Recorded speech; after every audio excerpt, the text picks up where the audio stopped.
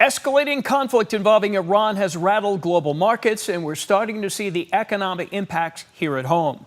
Dr. Sahar Razavi is a political science professor at Sacramento State University and director of the Iranian and Middle East Center. Doctor, nice to have you here. You, as a young person, lived in Iran, but most of your time has been spent here in the United States.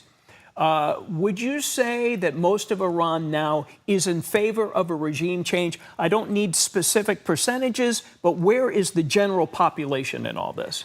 According to the most reliable public opinion data that we have, the vast majority of Iranians do want a fundamental change to the system. That does not necessarily translate into all being in favor of regime change from an external force.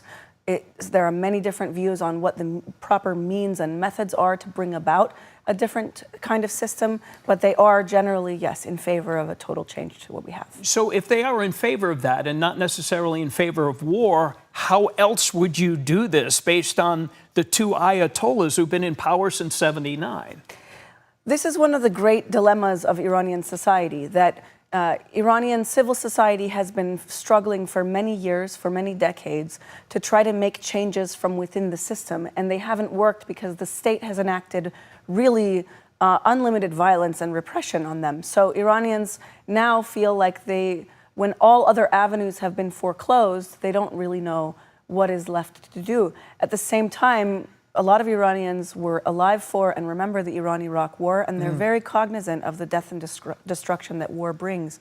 So there are a lot of mixed and complex emotions. So looking at what's happening in Tehran right now, how long can Iran go with being squeezed by the U.S.? How long economically can they last? Economically, they were already very much on the rocks and on the ropes. But the Iranian military is built for survival in a war of attrition. That they have been fortified for that type of a system and that type of an engagement. So militarily, this could last for quite some time on the Iranian side. Economically, people were already suffering very dramatically. So I'm not sure how much more economic pain people can go through.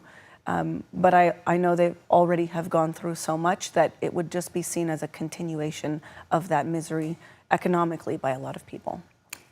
20% of the world's oil comes through the Strait of Hormuz, as you know.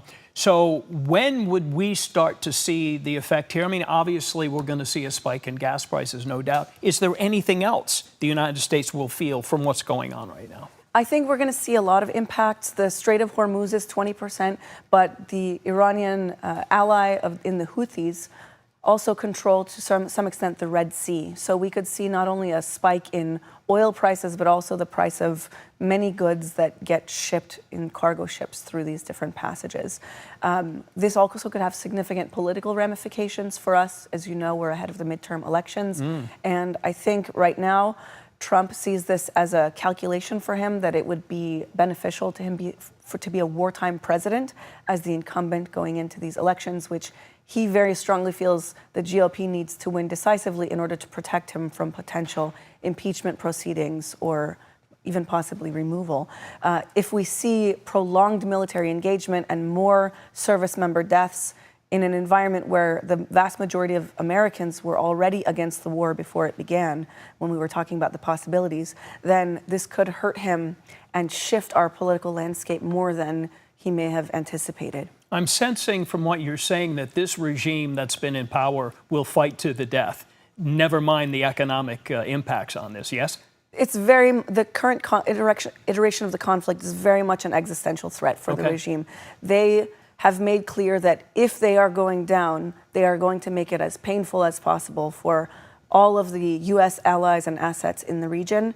And they are putting pressure on Gulf states to try to make some kind of a backdoor deal with Trump to try to bring this to an end. Such as Dubai and UAE. That's right. Yes, okay. Doctor, thank you for joining us today. Appreciate your insight.